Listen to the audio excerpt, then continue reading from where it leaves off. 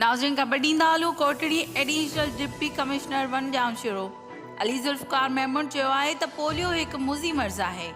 उन जे मुकमिल ख़ात्मे ताईं सुकून सां न वेहंदासीं। उन मुज़ी मर्ज़ जो ख़ात्मो असां सभु मिली करे सघूं था।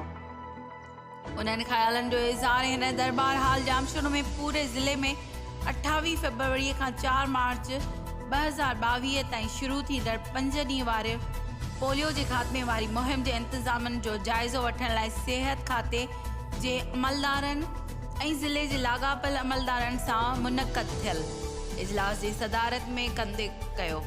Additional deputy commissioner one Jamshoro Ali Zulfiqar Mahmood वधीक चयो त पोलियो मुहिम खे वधीक मौसर मॉनिटरिंग लाइ UCMO ऐं एरिया मैनेजर खे पाबंद कयो वियो आहे ऐं माइक्रो प्लान खे ॿीहर मरतब कयो वञे ऐं हुकूमत पारां SOPs ते मुकमल अमल दरामद खे यकीनी बणायो वञे। इजलास में DSO जामशोरो डॉक्टर विनोद कुमार ॿुधायो त हिन पोलियो मुहिम जे दौरान पूरे ज़िले जे 5 सालनि जी उमिरि ताईं सभिनी ॿारनि खे पोलियो खां बचाव जा फुड़ा पीआरींदा वेंदा।